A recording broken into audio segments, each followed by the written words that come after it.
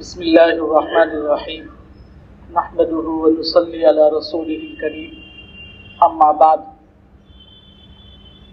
قال النبی صلی اللہ علیہ وسلم اذا كان اول لیلۃ من شہر رمضان الشیاطین ومرضت الجن وغلقت ابواب النار فلم يفتح منها باب وفتحت ابواب الجنة فلم يغلق منها باب وينادي مناد يا باغي الخير اقبل ويا باغي الشر اقصر ولله العتقاء من النار وذلك كل ليلة رواه الترمذي كذا في المشكاة او كما قال عليه الصلاة والسلام۔ بزرگان محترم اور قابل قدر و احترام دینی بھائیوں، اس وقت آپ کی خدمت میں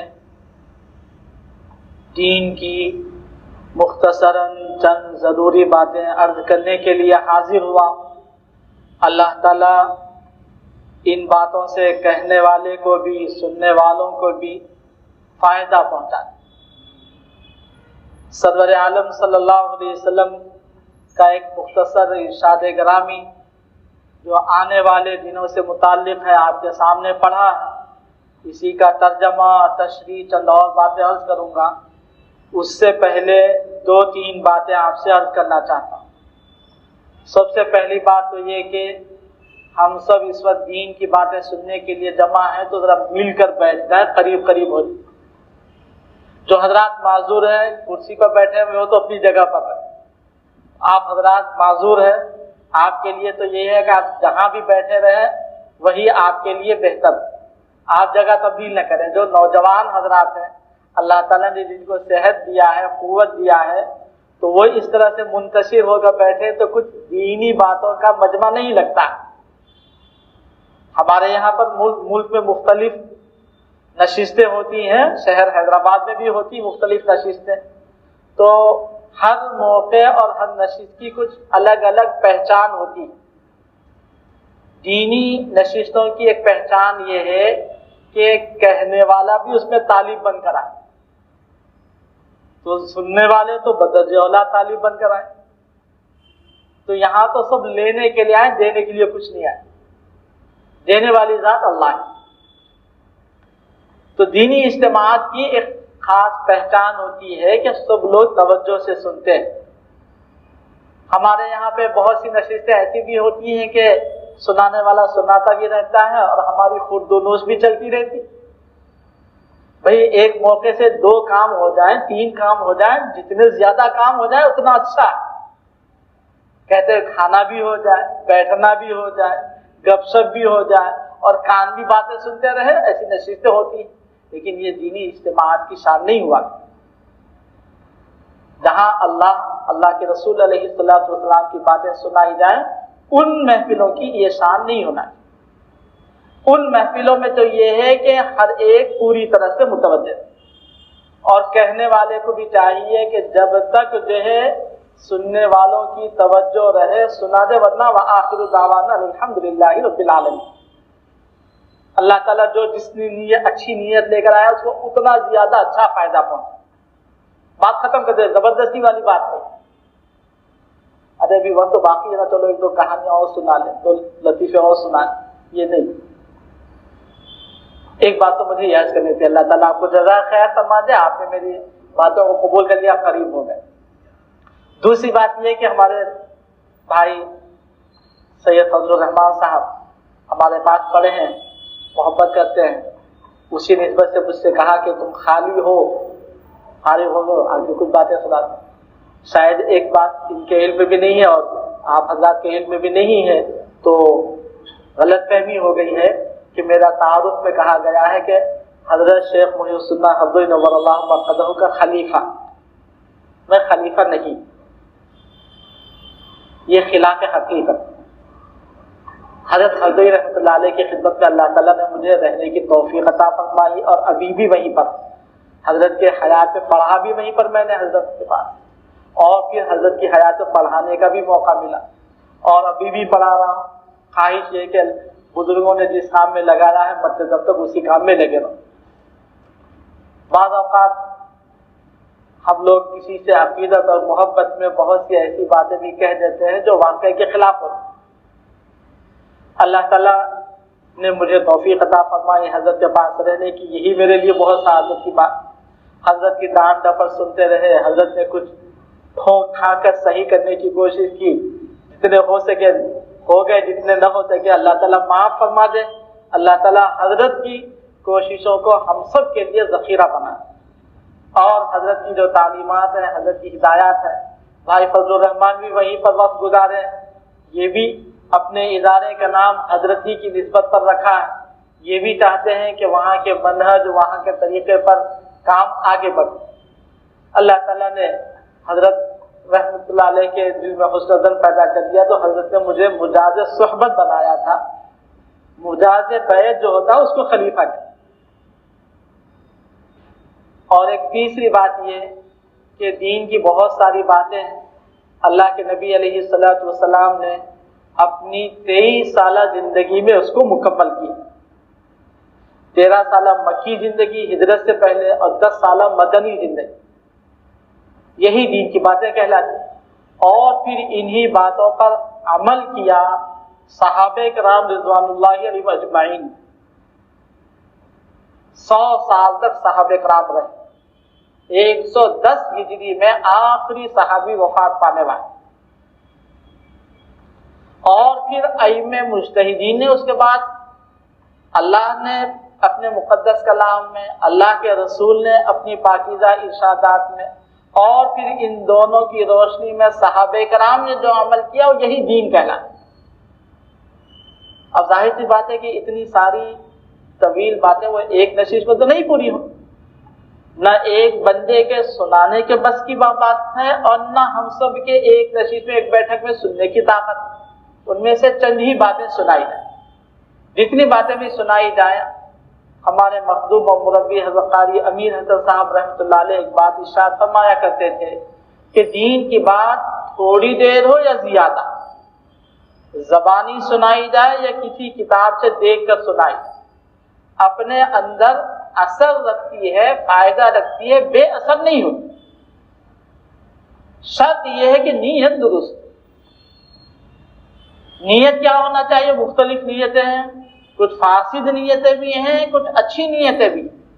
مثلا ایک اچھی نیت یہ ہے کہ بھئی تھوڑی دیر ہمارے پاس وقت خالی ہے، چلو ادھر ادھر گھومنے کے بجائے مسجد میں بیٹھیں گے، دین کی باتیں سنیں گے، ثواب حاصل کریں، تو یہ بھی اچھی نیت ہے۔ یہ میں دیکھنا چاہ رہا تھا گھڑی صحیح ہے یا کچھ آگے پیچھے؟ صحیح ہے، تو یہ بھی ایک اچھی نیت ہے کہ بھئی تھوڑی دیر موقع ہے، اللہ تعالیٰ نے زندگی کے قیمتی لمحات عطا فرمائے ہیں، مسجد میں بیٹھیں گے، کوئی دین کی باتیں سنیں۔ لیکن دینی اجتماعات میں شرکت کے لیے، مکمل فائدے کے لیے اتنی نیت کافی نہیں۔ اگر آپ کو صرف نیکیاں ہی کمانا ہے تو اپنے گھر پر بیٹھ کر آپ قرآن مجید کی تلاوت کر لیں تو وہ بھی نیکیاں مل جائیں گی۔ گھر میں بیٹھ کر تسبیحات پڑھ لیں، اللہ کا ذکر کر لیں تو بھی نیکیاں مل جائیں گی۔ اور اپنے اعزاء اقربا رشتہ داروں سے ملاقات کر لیں، کسی بیمار کی تیمارداری کر لیں، مزاج پرسی کر لیں، نیکیوں کے بہت سارے کام عبادات میں بھی ہیں، معاشرت میں بھی ہیں، اخلاق میں بھی ہیں، اذکار میں بھی ہیں، تعلیم و تعلم میں بھی۔ لیکن اگر ہم کہیں پر دینی محفلوں میں، دینی اجتماعات میں کچھ سننے کے لیے حاضر ہوں تو اس موقع پر فرما دیتے کہ نیت یہ کر لے کہ اپنے اندر جو کمی اور کوتاہی اس کو ہم دور کریں، جس کو ہم کہتے ہیں اپنی اصلاح کی غرض سے۔ جن باتوں پر ہمارا عمل نہیں ہے ان پر عمل کریں گے، اور اللہ تعالیٰ جن باتوں پر پہلے سے ہمیں عمل کرنے کی توفیق دے رہے ہیں تو اللہ تعالیٰ کا شکر بجا لائیں گے تو اللہ تعالیٰ اس پر استقامت عطا فرمائے۔ یہ نیت ہونا ہے کہیں پر بھی جب بھی موقع مل جائے، اور یہ بہت بڑی نعمت ہے، اس لیے کہ بسا اوقات کوئی قبولیت کی گھڑی ہوتی ہے، اس گھڑی کے اندر ہمارے کانوں کے اندر کوئی بات صحیح پہنچ جاتی ہے تو ہمارے دل کی زمین پر وہ بیج کا کام ہے۔ کہیں پر آپ نے زرخیز زمین میں چلتے چلتے کھا کر گٹلی بھی اگر پھینک دی، بویا نہیں، آپ پھینک بھی دی اگر گٹلی، تو زرخیز زمین میں کیا ہے وہ بھی جو ہے باغ و بہار کا سبب بن جائے۔ بہت بہترین پھل اور پھول والے درخت کا سبب بن جائے. یہی معاملہ ہوتا ہے دینی اجتماع کہ کبھی کہنے والا ہے، کبھی سننے والے، کبھی ماحول، اللہ تعالیٰ کی خاص توفیق اور کرم شامل حال ہوتا ہے تو سب کے لیے وہ چیز فائدہ مند ہو جاتی ہے. کہنے والے کے لیے بھی کہ وہ بے شرم تو سناتا رہتا ہے، خود عمل نہیں کرتا ہے، تو اس کے لیے توفیق ہو جاتی ہے عمل. کبھی سننے والوں کے لیے عمل کی توفیق ہو جاتی، دونوں کے لیے عمل کی توفیق ہو جاتی. اس لیے دینی اجتماعات کے موقع پر یہ نیت کر لے کہ ہم اپنی اصلاح کے لیے بیٹھیں، اپنے اندر جو کمی کوتاہی ہے اس کو دور کریں گے. کم سے کم اتنا تو ہے کہ احساس ہو جائے گا ہمیں کہ بھئی ہمارے اندر کمی ہے. جس بندے کو احساس ہو جائے گا کمی کا تو آج نہیں کل وہ فکر کر لے گا. اور جس کو اپنے بیماری کا احساس نہیں، وہ تو سمجھتا ہے کہ میں تو بہت اچھا ہوں، میرے اندر تو کوئی کمی نہیں، میرے اندر تو کوئی کوتاہی نہیں، غفلت نہیں، میں تو بہت اچھا ہوں. تو پھر اس مریض کا کوئی علاج نہیں ہو سکتا، وہ اپنے آپ کو مریض ہی نہیں سمجھتا. یہ دو تین باتیں میں نے تمہید کے طور پر عرض کر دی. اللہ کے پیغمبر علیہ الصلوۃ والسلام نے رمضان المبارک کے بارے میں چند ہدایتیں ارشاد فرمائی. ایک گزارش یہ تھی، آخری خصوصی جو گزارش وہ یہ ہے کہ دینی اجتماعات میں ہمارے بڑوں کی یہ تعلیم رہی ہے کہ فوٹو لینے، تصویر کشی سے اپنے آپ کو بچائیں. جو حضرات علماء کرام ہمارے اکابر فوٹو لیتے ہیں ان کے حالات الگ ہیں، ان کی مجبوریاں ہیں، وہ ان کے ساتھ ملی ضرورتیں ہیں، قومی ضرورتیں ہیں، وطنی حالات ہیں، جو بھی ان کے ساتھ. لیکن ہم لوگوں کو چاہیے کہ خاص طور سے اللہ کے دربار میں، مسجد میں جب بیٹھیں، مسجد میں دینی اجتماعات ہو تو اس موقع پر تصویر کشی وغیرہ سے یہاں پر بھی احتیاط کریں اور جگہوں پر بھی جہاں پر ہو. اس لیے کہ جن بزرگوں کے ہم نام لیوا ہیں انہوں نے ہمیں اس کی اجازت نہیں دیا. اب جو کرتے ہیں ٹھیک ہے، ان کے پاس اپنے دلائل ہیں، ان کے ہمیں اس وقت اس موضوع پر نہ بحث کرنا ہے نہ گفتگو کرنا ہے، بلکہ ہم تو یہ کوشش کرتے ہیں کہ ہم اپنے بڑوں کے قدموں پر ادھوری ہی نقش کرتے چلیں، ادھوری ہی چال چلیں. بعض اوقات ہم دیکھتے ہیں اپنے گھروں کے اندر اگر کوئی بچہ جو ہے چلنے کی کوشش کر رہا ہے اور گھٹنوں کے بل چل رہا ہے، رینگ رہا ہے، تو گرنے لگتا ہے تو فوراً اس کو اٹھا لیتے، یہ چلنے کی کوشش. ایسے ہی اگر ہم نے اپنے بڑوں کے نقش قدم پر چلنے کی ادھوری ہی کوشش کی تو کیا بعید ہے کہ اللہ تعالیٰ جو ہے اپنی رحمت سے ہمیں اپنی گود میں اٹھا لے اور اللہ تعالیٰ ہمارے لیے فیصلہ فرما دے بھائی یہ تو میرے مقبول اور نیک بندوں کے طریقے پر نہ چلا، یہ تو سنتوں پر چلنا چاہتا ہے، یہ تو گناہ لیکن اسے چلا نہیں جاتا ہے، یہ گرتا رہتا ہے. ارادہ اگر کرتے رہیں گے بار بار تو پھر ایک نہ ایک دن اللہ تعالیٰ کو پیار آ جائے گا، اللہ تعالیٰ اٹھا لے. ہمت نہ ہے، مایوس نہ ہو، کبھی بھی اللہ کی رحمت سے مایوس نہ ہو اور کبھی بھی اپنے گناہوں کی زیادتی پر قنوطیت، مایوسیت اپنے اپنا نہ پیدا کریں. کوشش کرتے رہیں، توبہ کرتے رہیں، استغفار کریں. اس وقت جو حدیث پاک پڑھی، اس حدیث پاک میں نبی علیہ الصلوۃ والسلام نے رمضان المبارک کی 5 خصوصیتیں ارشاد فرمائی. سب سے پہلی بات آپ صلی اللہ علیہ وسلم نے ارشاد فرمایا جب رمضان کی پہلی رات آ جاتی ہے، اسلامی کیلنڈر میں، اسلامی تقویم اور جنتری میں رات پہلے آتی ہے، دن بعد میں آتا ہے. اسلامی کیلنڈر کا اصول یہ ہے کہ رات پہلے اور دن بعد. تو نبی علیہ الصلوۃ والسلام نے فرمایا جب رمضان کی پہلی رات آ جاتی ہے گویا رمضان شروع ہوا. تو اللہ تعالیٰ کی طرف سے ایک کام تو یہ ہوتا ہے کہ صفدت الشیاطین و مردۃ الجن، قید کر لیے جاتے ہیں سرکش شیاطین اور جنات.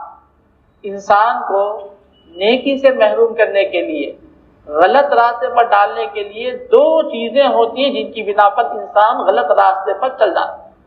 اور بہت سی مرتبہ ہم بھی جو ہے اپنی غلطیوں کو چھپانے کے لیے ان 2 چیزوں کا بہانہ لیتے ہیں. ایک ہے ماحول، کہتے ہیں کہ بھئی تم فلاں کام کہہ رہے تھے کریں گے، تم نے تو کیا نہیں، تم نے تو کہا فلاں کام نہیں کریں گے پھر کر رہے. کہ ماحول کا اثر ہو گیا اس لیے ہم نے. یہ ہم ایک غلط سہارا لیتے ہیں، غلط بہانہ لیتے ہیں، آڑ لیتے ہیں جس میں اپنی کوتاہیوں کو چھپانا چاہتے ہیں. ماحول کا، اور یہ ہے سچی حقیقت، اچھے ماحول کا اچھا اثر ہوتا ہے اور برے ماحول کا برا اثر۔ جیسا ماحول ہوتا ہے اس کا اثر یقیناً ہوتا ہے، اور انسانوں کا ماحول تو انسانوں کا ماحول ہے، جانور تک کے ماحول کا اثر ہوتا ہے۔ حدیث پاک میں نبی علیہ السلام نے ارشاد فرمایا، جو کوئی اللہ کا بندہ بکری پالتا ہے تو اس کی طبیعت میں مسکنت، کم ہمتی، عاجزی، کمزوری، پستی آتی ہے، اس لیے کہ بکری کمزور جانور ہے۔ جو پالنے والا ہے اس بکری کے ساتھ سختی نہیں کرے گا۔ بکری اگر ادھر ادھر بھاگ کے جا رہی ہے تو اس کو لاٹھی نہیں مارے گا، اس لیے کہ لاٹھی مارا، ٹانگ ٹوٹ گئی تو اب اس کو سر پہ لے کے جانا پڑے گا۔ تو بکری پالنے والا خیال رکھتا ہے۔ اس کے برخلاف اگر کوئی اونٹ پالنے والا ہے تو اونٹ کی طبیعت میں سختی ہے، شدت ہے، اس کا اثر اونٹ کے پالنے والے پر ہے۔ تو جانور کا اثر ہوتا ہے، حالانکہ اس ماحول کے قبول کرنے کی بندہ نیت نہیں کرتا۔ بکری پالنے والا یہ نہیں چاہتا کہ میں بکری کی صحبت میں رہوں، بکری کے مزاج اور طبیعت کو اپنے اندر لے لوں۔ اونٹ پالنے والا یہ نیت نہیں کرتا ہے کہ میں اونٹ کے مزاج کو، طبیعت کو، خاصیت کو اپنے اندر لے لوں، لیکن اللہ تعالیٰ نے بغیر ارادے کے، بغیر نیت کی یہ تاثیر رکھی۔ ٹھیک اسی طرح سے اللہ تعالیٰ نے اچھے ماحول کا اچھا اثر رکھا ہے، برے ماحول کا برا اثر رکھا ہے۔ اللہ تعالیٰ نے ہم سب کی بہتری کے لیے، ہم سب کے اندر اللہ تعالیٰ نے دو قوتیں رکھی ہیں۔ ایک بہیمیت کی قوت، جانوروں والی قوت، کھانا پینا، رہنا سہنا، زندگی جانوروں کی طرح سے گزرنے، اور ایک اللہ تعالیٰ نے قوت اور طاقت رکھی ہے ملکوتیت کی، فرشتوں والی قوت اور فرشتوں والی صفات۔ فرشتے کیا کرتے ہیں؟ فرشتے کھاتے نہیں، فرشتے کیا کرتے ہیں؟ پیتے نہیں۔ ہاں، فرشتے اللہ کی یاد میں، اللہ کی تسبیح میں ایسے لگے رہتے ہیں کہ ان کو کوئی تکان نہیں ہوتا، کوئی اکتاہٹ نہیں ہوتی، تھکتے نہیں ہیں، اور جس کام پر اللہ نے ان کو لگا دیا ہے وہ اسی کام میں لگے رہتے ہیں۔ قرآن مجید میں اللہ پاک نے ارشاد فرمایا، لا یعصون اللہ ما امرہم، جس کام کا اللہ نے ان کو حکم دیا وہ اللہ کی نافرمانی نہیں کرتے، وَيَفْعَلُونَ مَا يُؤْمَرُونَ، اور جس کام کا حکم دیا اسی کام میں لگے رہتے۔ یہ فرشتوں والی صفت جو اللہ تعالیٰ نے رکھی ہے ہمارے اندر بھی رکھی ہے۔ اب یہ دو متضاد صفتیں ہیں، جانوروں والی قوت و صلاحیت اور فرشتوں والی قوت و صلاحیت۔ اب ہمارا امتحان لیا ہے اللہ تعالیٰ نے دونوں قوتیں رکھی، ہم ان میں سے کس کو چوائس کرتے ہیں، کس کو منتخب کرتے ہیں، کس راستے پر چلنے کو پسند کرتے ہیں۔ اگر ہم جانوروں والے راستے پر چلتے ہیں تو پھر اللہ تعالیٰ ہمارا حشر جو ہے منمانی زندگی گزارنے والوں کے ساتھ فرماتے ہیں، اور اگر ہم فرشتوں والی زندگی گزارتے ہیں تو پھر اللہ تعالیٰ اپنے نیک بندوں میں ہمیں شامل فرماتے ہیں۔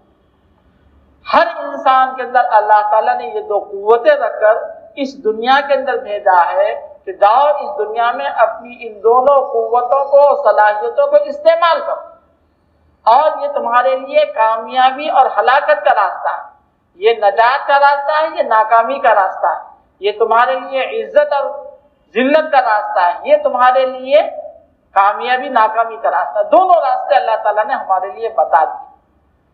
اب اللہ تعالیٰ نے ہر ایک کے لیے زندگی کا ایک حصہ دیا ہے، کسی کے لیے اللہ تعالیٰ نے 40 سال، کسی کے لیے 50 سال، کسی کے لیے 60 سال، کسی کے لیے اس سے کچھ کم، اس سے کچھ زیادہ۔ حدیث پاک میں نبی علیہ السلام نے ارشاد فرمایا، میری امت کے اکثر لوگوں کی عمریں 60 اور 70 کے درمیان، اکثر لوگوں کی عمریں، اگر کسی کو 60 مل گئی تو بہت اللہ تعالیٰ نے اس کو زندگی کا حصہ عطا فرمایا۔ اور آپ نے یہ بھی ارشاد فرما دیا، وَأَقَلُّهُم مَّن يَجُوزُ ذَلِكَ، بہت تھوڑے بندے وہ بھی ہیں جو اس سے آگے بڑھ جاتے ہیں، اللہ تعالیٰ اس سے آگے بھی عطا فرماتے ہیں، 70 سے آگے بھی پار ہو جاتے ہیں بہت سے بندے، لیکن یہ اکثر۔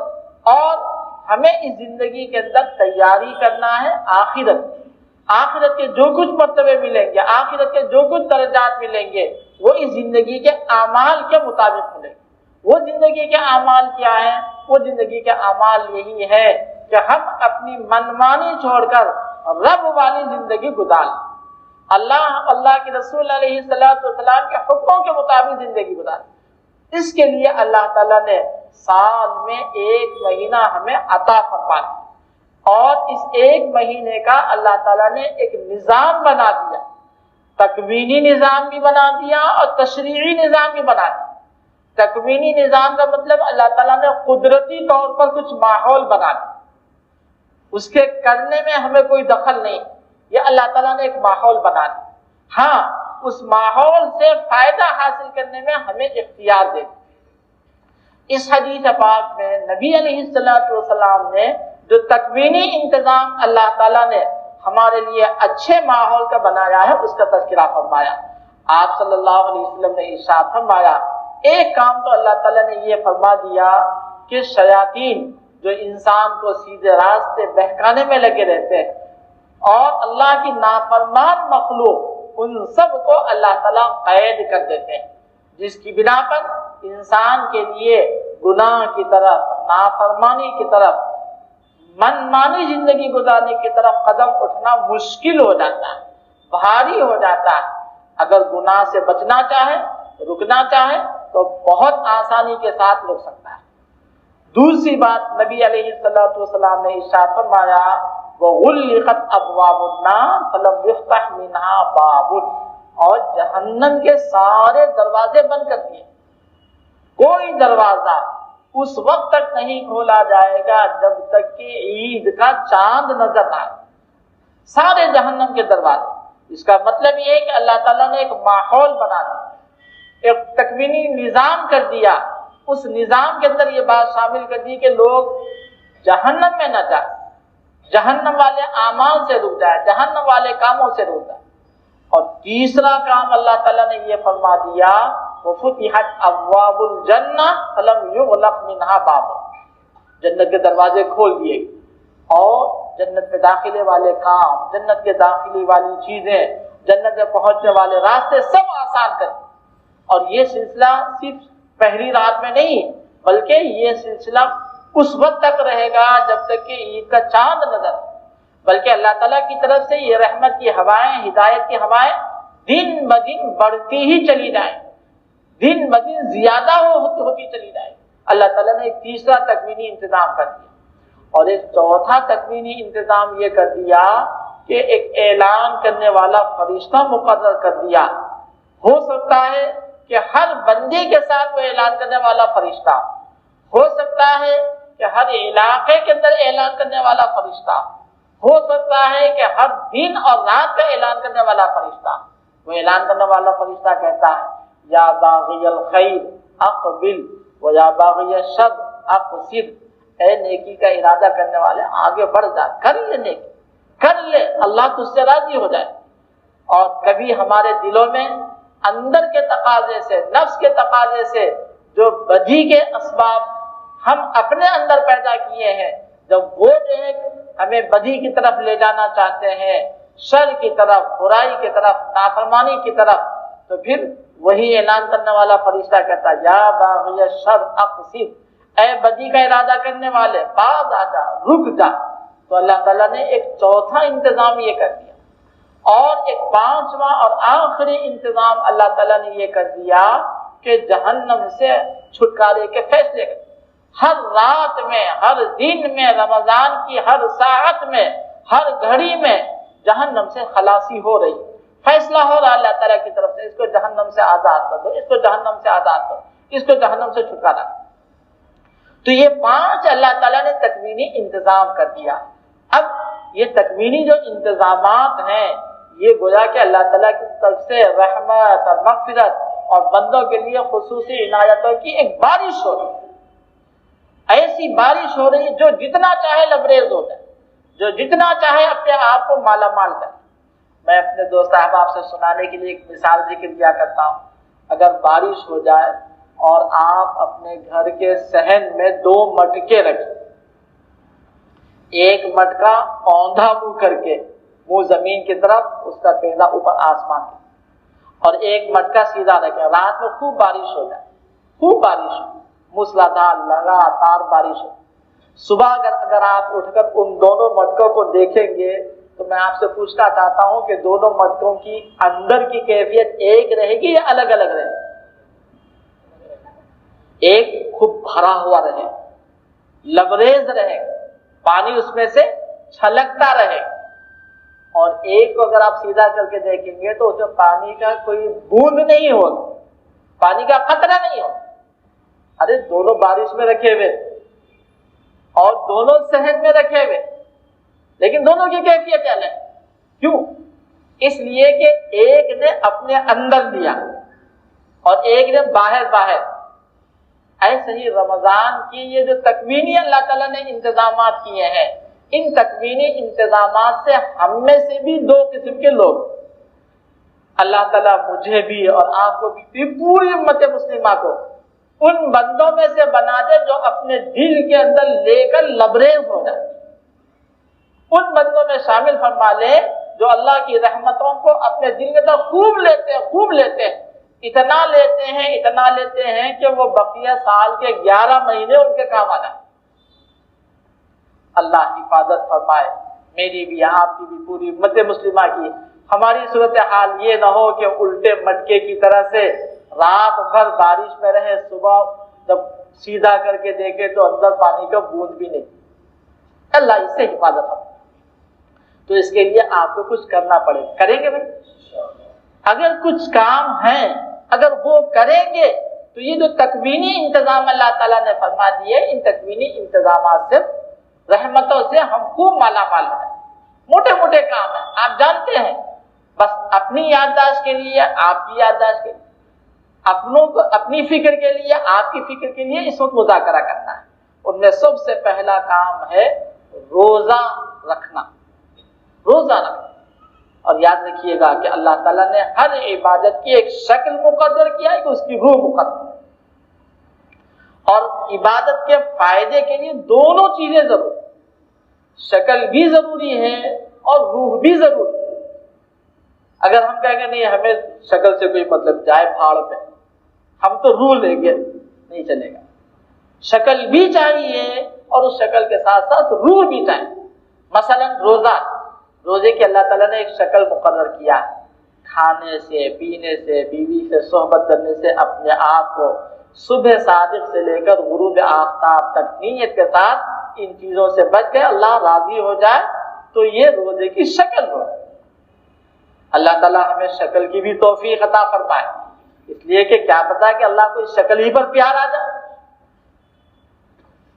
اور ساتھ ساتھ میں روح بھی تو کچھ لینے کی کوشش کریں، روح بھی حاصل کریں۔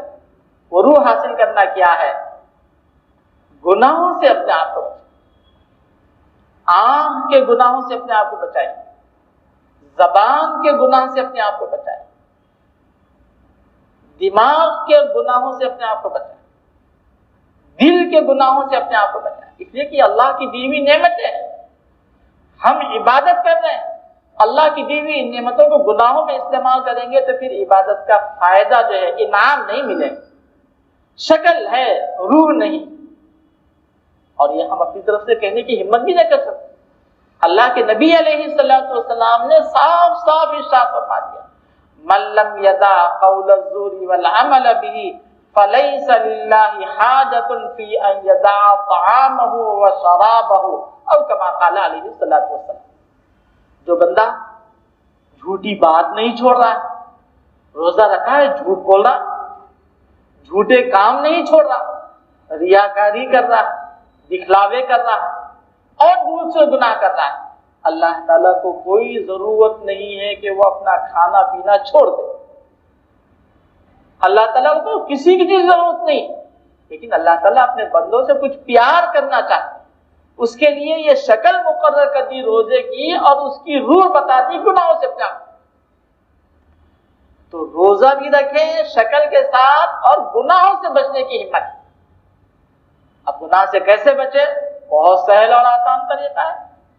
گناہ سے بچنے کے لیے کرنا کچھ نہیں، نہ کرنے والے کام، جیسے روزے کے لیے کچھ نہیں کرنا ہے، نیت ارادہ کرنا، ایسے ہی گناہ سے بچنے کے لیے بھی کچھ نہیں کرنا، ارادہ کرنا ہے کہ اللہ کو جو ناراض کرنے والے کام ہیں وہ کام ہم نہیں کریں، اور اگر شامت اعمال سے ہو جائے تو توبہ کریں، فوراً توبہ دیر نہ کریں، جو گناہ ہو رہا ہے توبہ کرتے رہیں، بار بار توبہ کریں اور اللہ تعالیٰ سے توفیق مانگے، اے اللہ ہم تو اتنے کمزور ہیں، جسم کے اعتبار سے بھی کمزور ہیں، ایمان کے اعتبار سے بھی کمزور، اور ایمان کے اعتبار سے ہم دن میں 10 مرتبہ 20 مرتبہ 40 70 مرتبہ توبہ کرتے ہیں، 70 مرتبہ ٹوٹ جاتی ہے۔ اللہ بڑے کریم ہیں، انہوں نے اپنے کرم سے اس دروازے کو کھلا رکھا، انہوں نے ایک لمٹ نہیں مقرر کیا ہے، دیکھو بس اتنی لمٹ ہے تمہارے توبہ کی، اس کے بعد دروازہ بند، کتنے کریم، تو انہوں نے تو کھلا رکھا ہے۔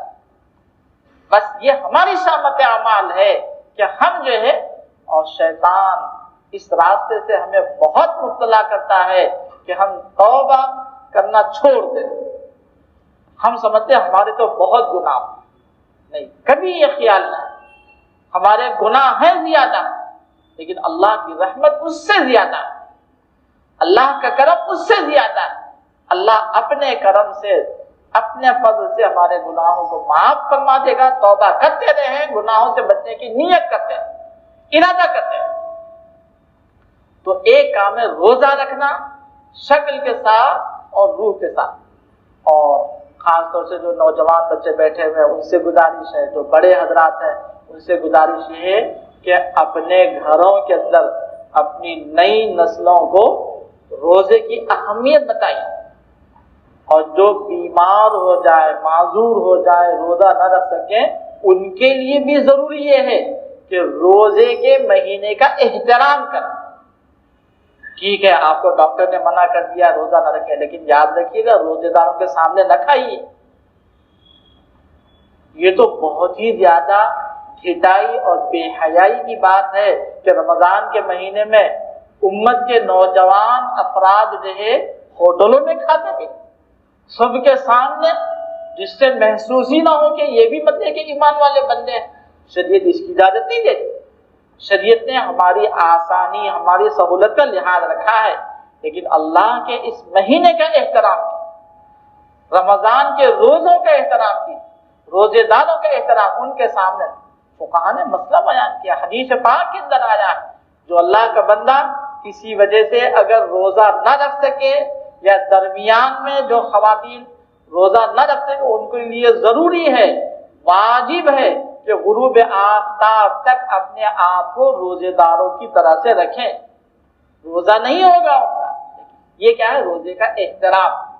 اس لیے اپنے بزرگوں سے، بڑوں سے گزارش یہ ہے کہ امت کے افراد کے اندر، ہمارے اندر غفلت آتی چلی جا رہی ہے، دین سے دور ہم ہوتے چلے جا رہے ہیں، تو کم از کم اپنے نوجوانوں کو بتائیں کہ دیکھو روزے کا احترام کا، یہ روزے کا مہینہ، روزے داروں کا احترام، اور اللہ کے دین کی جتنی بڑی بڑی نشانیاں، جتنے شعائر دین کہلاتے ہیں، ان کی عظمت، ان کا احترام، ان کی حرمت کی وجہ سے اللہ تعالیٰ ایمان کی حفاظت فرمائے، اور ان کی بے وقاتی کی وجہ سے، ان کی بے احترامی کی وجہ سے، ان کے ساتھ لاپرواہی کرنے کی وجہ سے اللہ غنی ہے، اپنی نعمتوں کو چھین بھی لیتے ہیں۔ کہیں ایسا نہ ہو کہ ہم نے رمضان کی بے احترامی کر لی، روزوں کی ناقدری کر لی، تو اللہ تعالیٰ اس کی وجہ سے ہمیں کسی بڑی جو ہے نعمت سے محروم فرماتے، اللہ حفاظت فرماتے۔ دوسرا عمل، اللہ تعالیٰ نے تشریعی جو نظام بنایا جس کے ذریعے سے ہم اس ماحول سے فائدہ حاصل کر سکتے ہیں، وہ یہ ہے کہ اللہ تعالیٰ نے 20 رکعت تراویح ہمارے لیے سنت مؤکدہ قرار۔ کتنی رکعت؟ 20 رکعت تراویح سنت مؤکدہ۔ اگر اللہ تعالیٰ آپ کو ہمت دے دے، توفیق دے دے روزانہ 3 پارہ سننے کی تو بہت اچھی بات، لیکن ایک گزارش ان لوگوں سے یہ ہے کہ ایسا نہ ہو کہ 10 دن تراویح کے بعد چھٹی کر جائے۔ بہت سے دوست احباب، میں بھی سناتا ہوں 10 دن، لیکن بہت سے احباب شکایت کرتے ہیں کہ وہ تو آپ نے لوگوں کا مزاج بدل دیا۔ میں نے کہا بھائی میں سب کے ساتھ تو بدگمانی نہیں کرتا ہوں، بہت سے اللہ کے نیک بندے ہیں جو پابندی کرتے ہیں، تو جو پابندی نہیں کرتے ہیں ان سے گزارش ہے کہ اللہ کے واسطے 10 دن میں قرآن مجید کے مکمل طور پر ایک امام کے ساتھ، اہتمام کے ساتھ سننے کو آپ بہانہ نہ بنا لیں، بقیہ دنوں میں تراویح چھوڑ دیں۔ بقیہ دنوں میں غفلت کرنے کا اس کو بہانہ نہ بنائیں، اس کو ذریعہ نہ بنائیں۔ آپ سب کے ساتھ حسن ظن رکھتا ہوں، اور ہر امام کو چاہیے، ہر حافظ کو چاہیے کہ سب کے ساتھ حسن ظن رکھیں، لیکن دینی غفلت کو دور کرنا بھی ضروری ہے۔ اس لیے اس طرف توجہ دلائی جاتی ہے کہ تراویح کا اہتمام ہے۔ ہمارے حضرت حضرت رحمۃ اللہ علیہ بات فرمایا کرتے تھے کہ بھئی تراویح کی خاطر تو عام دنوں سے زیادہ عشاء کی نماز کا اہتمام ہے۔ عام دنوں میں یہ ہوتا ہے کہ عشاء کی اذان ہو گئی، اس کے بعد تیاری کر کے آ جاتے ہیں، نماز میں شریک ہو جاتے ہیں، لیکن رمضان المبارک میں تراویح کے لیے عشاء کی اذان سے پہلے تیاری کریں اور وقت سے پہلے مسجد پہنچ جاؤ۔ بھئی روزانہ تو آتے ہی تھے عشاء کی نماز پڑھنے، لیکن رمضان میں اللہ کا کلام سننے کے لیے، اللہ کے دربار میں کھڑے ہونے کے لیے، اور اللہ کے دربار میں 40 سجدے زیادہ کرنے کے لیے حاضر ہوں۔ کتنے سجدے؟ 40 سجدے زیادہ کرنے کے لیے حاضر، تو خوب شوق سے رغبت سے آئی۔ اور اسی شوق اور رغبت کی ایک بات یہ بھی ہے کہ اگر کسی دن حافظ صاحب نے اطمینان سے پڑھ لیا اور وقت زیادہ ہوگا تو کبھی بھی جو ہے دل میں یہ خیال نہ کیجیے۔ بہت سے بے تکلف دوست احباب آج حافظ صاحب آتے تو کمر توڑ دی ہماری۔ ارے اللہ کے بندے شکر ادا کرو کہ آج بڑا اچھا موقع مل گیا کہ بھئی جزاک اللہ، آپ نے تو آج کمال کر دیا، بہت بڑا احسان کر دیا ہم نے۔ آپ ان کے ممنون ہو جائیں۔ اور یہ تو ہمارے نوجوانوں کی ایک غفلت ہے، بہت بری عادت ہے کہ تراویح اس طرح سے پڑھے، 3 پارے 6 پارے جتنے بھی پڑھے، کہ بیٹھے سنتے رہیں اور امام صاحب جب رکوع میں جانے کا وقت آ جائے تو اس وقت آ کے شامل ہو جائے۔ یہ اچھی عادت ہے۔ آپ کے اندر اگر اتنی ہمت نہیں ہے کہ آپ 3 پارے پڑھ سکیں تو اللہ کے واسطے آپ ان مسجدوں میں پڑھ لیجیے جہاں پہ 1 پارے کا انتظام ہوتا ہے، اطمینان سے پڑھ لیجیے۔ یہ کیا چیز ہے؟ ارے کس کے واسطے پڑھ رہے ہو؟ اللہ کے واسطے پڑھ رہے ہو یا لوگوں کو دکھانے کے واسطے یا گھر والوں کو بتانے کے لیے میں 3 پارے پڑھنے جاتا ہوں؟ یہ تو دھوکے والی بات ہوگی، اور دھوکہ بھی کس سے؟ اللہ میاں سے دھوکہ۔ تعجب کی بات ہے۔ تو اپنے نوجوان ساتھیوں سے گزارش یہ ہے، اور جو بڑے حضرات ہیں پیار محبت سے بچوں کو سمجھائیں، بیٹے اگر تمہارے اندر ہمت نہیں ہے 3 پارے کے پڑھنے کی تو بہت اچھی بات ہے، کوئی گناہ نہیں ہے، جہاں 1 پارہ ہوتا ہو اطمینان سے 1 پارہ پڑھ کے آؤ۔ ہمت ہے تو شروع سے شریک ہو جاؤ۔ تو تراویح کا اہتمام ہے، اس لیے کہ تراویح اللہ تعالیٰ کی طرف سے ایک خاص انعام ہے اس مہینے۔ یوں ہم جو ہے سجدے کریں گے تو 40 سجدے تو نہیں کر پائیں گے۔ اللہ کے مقبول ہونے بندے نفل نمازوں میں پڑھ لیتے ہیں بہت سارا قرآن مجید، لیکن روزانہ 40 سجدے اللہ تعالیٰ نے ہمارے لیے جو مقرر کر دیے، تو اللہ کا قرب بڑھ رہا ہے، اللہ سے ہم نزدیک ہوتے چلے جائیں۔ جب تراویح پڑھنے کے لیے آئیے تو یہ تصور اور دھیان کر لیجئے کہ ہم جا رہے ہیں اللہ کے دربار میں زیادہ وقت لگانے کے، ہم جا رہے ہیں اللہ کا کلام سننے کے، ہم جا رہے ہیں اللہ کے سامنے ہاتھ باندھ کر خاموش کھڑے رہنے کے۔ یہ بھی عبادت، عجیب شان ہے اللہ تعالیٰ کے رحم و کرم کی۔ اور اللہ کے دربار میں ہم 40 سجدے زیادہ کریں، نہ معلوم کون سا سجدہ ہمارا قبول ہو جائے، تو پھر دیکھیے گا تراویح کا کیسا مزہ آئے گا، تراویح کی کیسی مطلب ہے کہ لطف آئے گا، کیسی مطلب کہ آپ کو لذت ملے گی۔ تو اللہ تعالیٰ نے ہمارے لیے ایک تشریعی انتظام یہ کر دیا ہے کہ تراویح کو ہمارے لیے سنت موقدہ قرار دیا۔ 2 چیزیں ہوگی، روزہ اور تراویح۔ اور تیسری چیز یہ ہے کہ رمضان المبارک میں اللہ تعالیٰ نے ایک عبادت کو ہمارے لیے بہت آسان کر دی۔ اللہ کے مقبول اور نیک بندے تو سال بھر اس عبادت سے مزے اٹھ لیتے، ہمیں نہیں موقع ملتا ہے کم از کم رمضان میں تہجد کی نماز کی پابندی۔ تہجد کی نماز یہ بہت محترم شان نماز ہے۔ جو اللہ کا بندہ اپنے کو سنوارنا چاہتا ہے، اپنی بگڑی درست کرنا چاہتا ہے، حالات سے خراب ہو گیا، میں بالکل مطلب کہ نکما ہو گیا، تو وہ تہجد کی نماز اگر شروع کر لے تو اللہ پاک بہت جلد اس کے حالات کو سدھار دے۔ اللہ تعالیٰ نے اس امت پر 5 وقتہ نمازوں سے پہلے تہجد کی نماز کو فرض کیا۔ امی عائشہ صدیقہ رضی اللہ تعالیٰ عنہ فرماتی ہے کہ اس امت کے پہلے طبقے نے 12 مہینے 1 سال مکمل تہجد کی نماز بطور فرض کے پڑھی، پھر اللہ تعالیٰ نے آسانی کا معاملہ کر کے تہجد کی نماز کی فرضیت کو ختم کر دیا۔ اس سے اندازہ لگتا ہے کہ آدمی کے پریشان حالی میں اس نماز کا بڑا دخل۔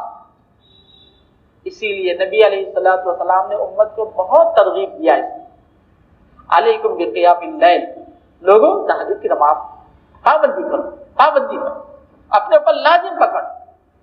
پھر آپ نے فائدے گنوائے، یہ فائدہ، یہ فائدہ، یہ فائدہ، یہ فائدہ۔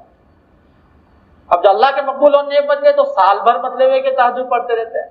اب ہمارے لیے تو اٹھنا مشکل ہوتا ہے، رمضان المبارک میں سحری کھانے کے لیے تو اٹھنا ہی ہوتا۔ اللہ تعالیٰ نے ہمارے ساتھ کتنا کرم کا معاملہ فرما دیا، ہمارے روزوں کی آسانی کے لیے روزے سے پہلے بھی روزے کے بعد بھی 2 عبادتیں مقرر کر دیا، ان میں بھی اجر و ثواب۔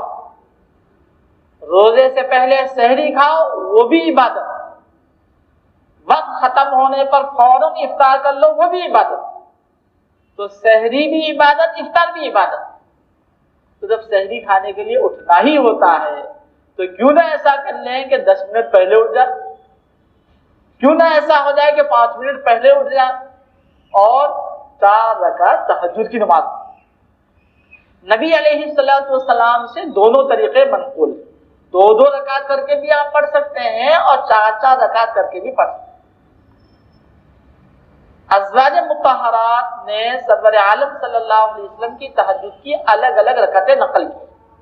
علماء نے کہا ہے کہ نبی علیہ الصلوۃ والسلام کی کوئی رکعتیں متعین نہیں تھی، حالات کے اعتبار سے، وقت کے اعتبار سے جیسا موقع ہوتا ویسے ادا فرماتے، کبھی 4 رکعت، کبھی 6 رکعت، کبھی 8 رکعت، کبھی 10 رکعتیں، کبھی 12 رکعتیں، اور بعض روایات میں جو 15 اور 17 اور 19 کا تذکرہ ہے اس میں وتر کی 3 رکعتیں بھی شامل، 12 اور 3 15، 12 رکعتیں تہجد کی، 3 رکعتیں وتر کی۔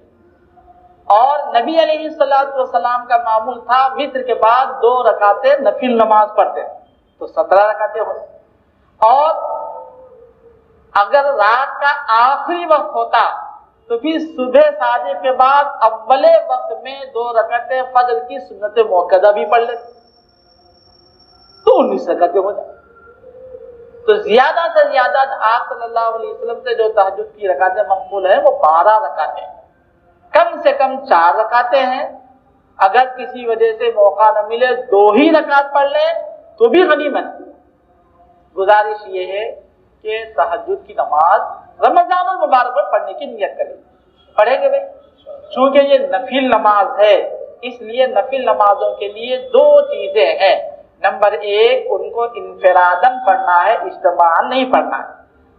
کہیں آپ امام صاحب سے گزارش کرتے ہیں امام صاحب تہجد کی بڑی فضیلت ہے، سنیے ذرا، کل سے تہجد شروع کر دیجیے ہم بھی پڑھ لیں، نہیں، انفراداً پڑھنا ہے۔ دوسری بات یہ کہ تہجد کے لیے اور تمام نفل نمازوں کے لیے افضل جگہ ہے اپنا گھر، اپنے گھر میں اپنے بستر پر پڑھیا، جہاں آپ کو سونا، جہاں پر آپ کو اٹھنا ہے وہیں پر بس مصلی بچھا لیجیے، قبلے کی طرف ہو کر کے نماز پڑھنا شروع کریں۔ تو گزارش یہ تھی کہ تہجد کی نماز کی پابندی کریں۔ حضرت امام ربانی مجدد الفسانی رحمۃ اللہ علیہ کا ایک ملفوظ ہم نے اپنے بعض بڑوں سے سنا ہے، وہ فرماتے ہیں کہ اللہ تعالیٰ نے اس مہینے کے اندر ایک تاثیر رکھی، تجربہ، کہ اگر کسی نیک کام کو اپنا معمول بنانے کے لیے، اپنی عادت بنانے کے لیے اس مہینے میں شروع کر دے، بھئی یہ چاہتا ہوں کہ یہ عمل میری زندگی میں آ جائے، تو اس مہینے کی برکت سے، اس مہینے میں پابندی کی برکت سے اللہ تعالیٰ اس مہینے کے بعد بقیہ 11 مہینے وہ کام اس کے لیے آسان کرے۔ لیکن آسان کا مطلب یہ کرنا تو پڑے گا، کرنا تو پڑے، لیکن کرنا کیسے پڑے گا؟ ہمت تھوڑی سی کر لی تو اللہ تعالیٰ نے آسان، اتنا تو کر ہی سکتے ہیں تو سونے سے پہلے اللہ تعالیٰ سے دعا کر لیں، اے اللہ تہجد پڑھنے کا ارادہ رکھتا ہوں، توفیق دے دیجیے، بھیک مانگ رہا ہوں، جب اللہ سے ہم مانگتے ہیں تو دنیا کی چیزیں تو مانگتے ہیں، میرا کاروبار ترقی کر جائے، میرا قرضہ ادا ہو جائے اور میری دکان چل جائے، میرا فلاں سامان بک جائے، میرے فلاں چیز میں نفع ہو جائے، یہ ہو جائے، مانگے آپ شوق سے مانگے، میں منع نہیں کر رہا، لیکن جو اللہ کی محبت کی چیزیں، جو ہمیشہ کام آنے والی چیزیں، وہ بھی تو اللہ سے مانگے۔ تو تیسری چیز یہ ہے کہ تہجد کی نماز کی پابندی، اور آپ کے واسطے سے ایک گزارش یہ بھی ہے کہ اپنے گھر کی خواتین، ماؤں اور بہنوں اور عورتوں کو بھی بتائیے۔ عجیب معاملہ، ہماری گھر کی عورتیں ہمارے تازی سحری کے لیے اپنا آرام قربان کرتی، گھر کے مردوں کی سحری کے انتظام کے لیے بہت کچھ وہ پہلے سے تیاری کرتی ہیں، لیکن ان کو اتنا موقع ہی نہیں ملتا کہ 2-4 رکعتیں پڑھ سکیں۔ تو آپ میری طرف سے اپنے گھروں میں یہ پیغام سنا دیجیے کہ بھئی اٹھ کے 4 رکعت پڑھ لیا کرو، سحری میں تاخیر ہو جائے تو ہماری طرف سے معاف، ہم ڈانٹ ڈپٹ نہیں کریں، نماز ضرور پڑھ لیا تو کریں گے بھی انشاءاللہ۔ گھر کی خواتین کو، عورتوں کو، ماں اور بہنوں کو کہو کہ 2 رکعت نماز پڑھ لیں، 4 رکعت نماز پڑھ لیں۔ آپ کی طرف سے جتنا ان کو تعاون ملے گا تو انشاءاللہ اس سے گھروں میں برکتیں آئیں گی۔ چوتھی چیز یہ ہے کہ رمضان المبارک میں ایک کام کا اہتمام کیجئے کہ دعائیں مانگیے، اللہ تعالیٰ سے دعائیں مانگیے۔ ہو سارا رمضان اللہ تعالیٰ کی طرف سے دعاؤں کی قبولیت کے لیے کھلا ہو۔ یوں تو بندہ جب بھی اللہ سے مانگے، جس حال میں بھی مانگے، جس کیفیت میں بھی مانگے، اللہ تعالیٰ قبول فرما لیتے ہیں، لیکن رمضان میں اللہ تعالیٰ جو ہے بہت نوازتا ہے۔ حدیث پاک میں تو نبی علیہ الصلوۃ والسلام نے فرمایا ہر نیکی کا اجر و ثواب عام دنوں میں 10 سے لے کر 700 گنا تک بڑھا دیتے، اور رمضان میں اللہ اتنا بڑھا دیتے ہیں کہ اس کی کوئی حد نہیں۔ تو رمضان میں جو کرنے والے کام ہیں، اجمالاً میں ان کا تذکرہ کر رہا ہوں، ان میں سے ایک کام 4 نمبر پر آپ سے یہ عرض کر رہا ہوں کہ دعاؤں کا اہتمام، اللہ سے مانگنے والے بندے خوب مانگیں۔ اللہ کے نبی علیہ الصلوۃ والسلام کی کتنی بڑی مہربانی ہے، شفقت ہے کہ امت کے لیے مانگنے کا ڈھنگ بتا دیا، مانگنے کا سلیقہ بتا دیا، مانگنے کی چیزیں بتا دی، مانگنے کی گھڑیاں بتا دی، ساری چیزیں بتا دی، اور ہم اللہ سے مانگنے سے غافل ہیں۔ اور اللہ تعالیٰ نے تو یہ فرما دیا کہ جو بندہ مجھ سے نہیں مانگتا ہے میں اس سے ناراض ہوتا ہوں۔ تو جو کریم آقا ہر وقت دینے کے لیے تیار ہے، اس سے ہم نہ مانگے تو یہ ہماری کتنی بڑی محرومی کی بات ہے۔ قرآن مجید میں اللہ پاک نے 2 قسم کے بندوں کا تذکرہ فرمایا ہے۔ ایک وہ بندے جو مانگتے ہیں لیکن اللہ تعالیٰ کو ان کا مانگنا پسند نہیں، ہم ارادہ کریں کہ ہم ان بندوں میں نہیں بنیں۔ اور ایک وہ بندے ہیں جن کا مانگنا اللہ تعالیٰ کو پیار آ گیا۔ تو 2 قسم کے بندوں کا تذکرہ فرمایا۔ اب وہ کون بندے ہیں جن کا مانگنا اللہ تعالیٰ کو پسند نہیں آیا؟ اللہ پاک ارشاد فرماتے ہیں فَمِنَ النَّاسِ مَن يَقُولُ رَبَّنَا آتِنَا فِي الدُّنْيَا، اللہ پاک ناراض ہے، وَمَا لَهُ فِي الْآخِرَةِ مِنْ خَلَاقٍ، یہ اللہ تعالیٰ کی طرف سے ناراض ہے جو صرف دنیا مانگتے ہیں۔ اور آگے اللہ پاک نے فرمایا وَمِنَ النَّاسِ مَن يَقُولُ رَبَّنَا آتِنَا فِي الدُّنْيَا حَسَنَةً وَفِي الْآخِرَةِ حَسَنَةً وَقِنَا عَذَابَ النَّارِ۔ اللہ پاک کو کتنا پیار آیا، أُولَئِكَ لَهُمْ نَصِيبٌ مِّمَّا كَسَبُوا، ان کے لیے بہت بڑا حصہ۔ تو اللہ تعالیٰ یہ چاہتے ہیں کہ ہم جب مانگیں تو صرف دنیا کی چیزیں نہ مانگیں، دنیا فانی، یہاں کی چیزیں فانی، ہم بھی فانی۔ تو اللہ سے مانگا تو اللہ تعالیٰ کہتے ہیں کہ میں اتنا بڑا اور اتنی چھوٹی چھوٹی چیزیں مانگ رہا، اور مجھ سے جو بڑی بڑی چیزیں وہ کیوں نہیں مانگ؟ وہ بڑی چیزیں کیا ہیں؟ اللہ سے جنت کا سوال۔ جنت عام طور سے ہمارے ذہن میں تو خوب مزے کرنے کی جگہ ہے، کھانے پینے کی عائش کرنے کی جگہ ہے بھی۔ اللہ تعالیٰ نے وہاں پر ایسی چیزیں رکھی ہیں نبی علیہ الصلوۃ والسلام نے فرمایا مالا عین رأت ولا اذن سمعت ولا خطر علی قلب بشر، کسی انسان کے وہم و گمان میں خطرہ بھی نہیں گزرا کہ وہاں پر کیسی چیز، آنکھوں نے دیکھا نہیں، کانوں نے سنا نہیں کسی کے تصور و وہم و گمان، لیکن سب سے بڑی وہاں کی جو نعمت ہے وہ اللہ کی رضا، اللہ خوش ہو جائے۔ تو جنت کس لیے مانگ رہے ہیں؟ اللہ کی خوشی کی جگہ، اللہ ہم سے راضی ہو جائے اور اللہ اپنا دیدار ہمیں کرائے۔ یہ جنت کی اتنی بڑی نعمت ہے، اتنی بڑی نعمت ہے کہ اس کے بعد جنتی جنت کی ساری نعمتوں کو بھول جائے تو جنت کو بھی مانگے اللہ تعالیٰ۔ دنیا کی چیزیں مانگنے سے منع نہیں کر رہا ہوں میں نے بتا دیا آپ کو، قرآن مجید میں اللہ تعالیٰ نے دو بندوں کا تذکرہ فرمایا۔ تو اگر ہم صرف دنیا دنیا مانگتے رہیں، اے اللہ میرے بچے کو فلاں امتحان میں، میرے بچے کے کاروبار میں برکت دے دی، میرے بچے کو جاب لگ جائے، فلاں لگ جائے، یہ سب ساری دنیا کی چیز ہے۔ اگر آپ نے یہ مانگا کہ اللہ مجھے بھی نماز کی توفیق دے دیجیے، میرے بچے کو بھی نماز کی توفیق دے دیجیے، تو یہ دنیا نہیں ہے۔ اگر دنیا ہے تو آتنا فی الدنیا حسنہ، اے اللہ حرام لقمے سے، حرام آمدنی سے، حرام پیسے سے مجھے بھی بچا لیجیے، میرے بچوں کو بھی بچا لیجیے۔ تو یہ ربنا آتنا فی الدنیا حسنہ، اے اللہ مجھے بھی صحت دیجیے، مجھے بھی روزے کی ہمت دیجیے، مجھے بھی رات میں جاگنے کی توفیق دیجیے، تہجد کی توفیق دیجیے، میرے بچوں کو توفیق دیجیے، میرے گھر والوں کو توفیق دیجیے۔ تو یہ ہے تو دنیا کی چیز ہے، لیکن یہ فی الدنیا حسنہ، لیکن اس کے ساتھ ساتھ آخرت کو بھی یاد رکھیے گا۔ اور وقنا عذاب النار، یہ بھی اللہ سے مانگتے رہیں کہ اللہ تعالیٰ ہمیں جہنم کی آگ سے بچائے۔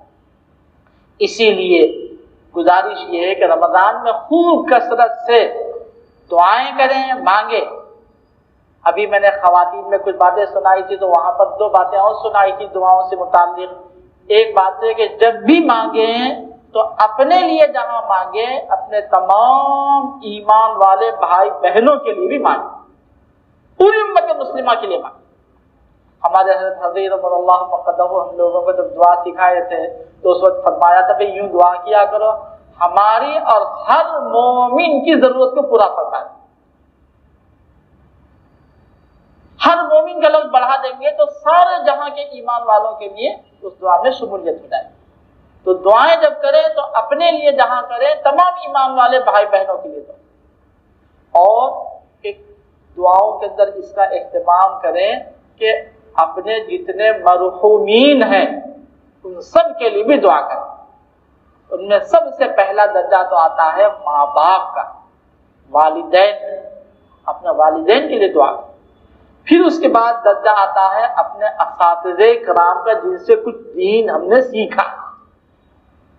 اور پھر اس کے بعد نمبر آتا ہے ان اسلاف بزرگان دین کا، جن کے ذریعے سے دین کی نعمت ہمیں ملی۔ سب کے لیے دعائیں۔ حدیث پاک میں آتا ہے نبی علیہ الصلوۃ والسلام نے ارشاد فرمایا، کسی ایمان والے بندے کے لیے اس کا درجہ اپ گریڈ ہو جاتا ہے، درجہ بڑھ جاتا ہے۔ ایمان والا بندہ پوچھتا ہے کہ اس وقت میری کون سی نیکی قبول ہو گئی کہ میرا درجہ اپ گریڈ ہو گیا؟ اس سے کہا جاتا ہے نیکیاں تمہاری ختم ہو گئی، اس لیے کہ انسان جب مر جاتا ہے تو نیکیوں کے سلسلہ منقطع ہوتا، ختم، سوائے چند کاموں کے جو صدقے جاریہ میں آتے ہیں۔ البتہ یہ ہے کہ تمہاری اولاد نے تمہارے لیے دعائے مغفرت کی ہے، اس وجہ سے تمہارا درجہ بڑھا دیا۔ تو گزارش یہ ہے کہ دعاؤں میں پوری امت مسلمہ کی، اس لیے کہ اس وقت ہم اور آپ جن حالات سے گزر رہے ہیں وہ سب آپ جانتے ہیں، اپنی اصلاح کے لیے، پوری امت مسلمہ کی اصلاح، اپنی فلاح کے لیے، اپنی حفاظت کے لیے، اپنے ایمان کی حفاظت کے لیے، پوری امت مسلمہ کے ایمان کی حفاظت کے لیے دعا کریں، تو ساتھ ساتھ میں مرحومین کے لیے بھی دعائیں کریں۔ یہ رمضان کے چند اعمال میں نے اس وقت بطور مذاکرہ کے آپ کے سامنے عرض کیا، پھر اجمالاً عرض کرتا ہوں۔ نمبر 1 روزے کا اہتمام شکل، صورت اور روح کے ساتھ۔ نمبر 2 تراویح سنت موقدہ کا اہتمام۔ نمبر 3 تہجد کی نماز کا اہتمام۔ اور نمبر 4 دعاؤں کا اہتمام۔ ایک آخری مختصر گزارش ہے، رمضان کی تو پہچان ہی ہے، ہم نے تو مختلف پہچانیں کر رکھی، فلاں کھانا تیار ہونا چاہیے، فلاں ڈش تیار ہونا چاہیے. اور جب رمضان کی بہار آ جاتی ہے، ایمانی بہار، تو ہم تو بازاروں کے اندر مطلب اس بہار کو ڈھونڈنے لگ جاتے ہیں. رمضان کی پہچان کیا ہے؟ قرآن مجید میں اللہ پاک نے رمضان کی پہچان کرائی ہے قرآن کے ذریعے. رمضان قرآن کا مہینہ ہے. ہم تھوڑا سا ایک لمحے کے لیے جائزہ لے لیں کہ بھئی رمضان اتنے آ رہے ہیں، گزر رہے ہیں، تو قرآن مجید سے ہمارا تعلق بڑھ رہا ہے یا اتنا ہی؟ یہ عجیب معاملہ. عمریں بڑھ رہی ہیں، رمضان بار بار آ رہا ہے، لیکن قرآن مجید سے ہمارا کوئی تعلق نہیں پڑتا. نہ قرآن مجید کے پڑھنے کی توفیق، نہ قرآن مجید کے سیکھنے کی توفیق، نہ قرآن مجید کے ادا کرنے کی توفیق، نہ قرآن مجید کے معانی کے سننے کی توفیق، نہ سمجھنے کی توفیق. تو پھر رمضان کی پہچان کیا رہی ہمارے؟ اللہ تعالیٰ اس وقت کی میری گزارشات کو قبول فرما لے، مجھے بھی اور آپ کو بھی عمل کرنے کی توفیق عطا فرمائے. وآخر دعوانا ان الحمدللہ رب العالمین. دعا کر لیں. الحمدللہ رب العالمین الرحمن الرحیم والصلاة والسلام على سید الانبیاء والمرسلین محمد وعلى آلہ واصحابہ اجمعین. ربنا ظلمنا انفسنا وان لم تغفر لنا وترحمنا لنكونن من الخاسرین. ربنا لا تؤاخذنا ان نسینا او اخطأنا. ربنا ولا تحمل علينا إصرا كما حملته على الذين من قبلنا. ربنا ولا تحملنا ما لا طاقة لنا به. ربنا ولا تحملنا ما لا طاقة لنا به. ربنا ولا تحملنا ما لا طاقة لنا به. واعف عنا واغفر لنا وارحمنا أنت مولانا فانصرنا على القوم الكافرين. اللهم إنا نسألك عيشة نقية وميتة سوية ومردا غير مخزي ولا فاضح. اللهم آت نفوسنا تقواها وزكها أنت خير من زكاها أنت وليها ومولاها. اللهم أحسن عاقبتنا في الأمور كلها وأجرنا من خزي الدنيا وعذاب الآخرة. يا حي يا قيوم برحمتك نستغيث. اللهم أصلح شأننا وشأن أمة محمد صلى الله عليه وسلم. اللهم ارحمنا وارحم أمة محمد صلى الله عليه وسلم. اللهم اغفر لنا ولأمة محمد صلى الله عليه وسلم. اللهم تجاوز عنا وعن أمة محمد صلى الله عليه وسلم. اللهم أصلح ولاة أمور المسلمين في بلاد المسلمين وفي كل مكان ووفقهم لما تحب وترضى وجنبهم من الفواحش ما ظهر منها وما بطن. اللهم خالف بين كلمة أعداء الدين. اللهم مزق دمهم. اللهم شتت شملهم. اللهم لا تسلط علينا بذنوبنا من لا يرحمنا. اللهم زدنا ولا تنقصنا، أكرمنا ولا تهنا، وأعطنا ولا تحرمنا، وآثرنا ولا تؤثر علينا، وأرضنا وارض عنا. اللهم إنا نسألك من خير ما سألك منه نبيك حبيبك عبدك سيدنا محمد صلى الله عليه وسلم، ونعوذ بك من شر ما استعاذك منه نبيك حبيبك عبدك سيدنا محمد صلى الله عليه وسلم. وأنت المستعان وعليك البلاغ ولا حول ولا قوة إلا بالله. وصلى الله تعالى على خير خلقه محمد وعلى آله وأصحابه أجمعين والحمد لله رب العالمين. آمين يا رب.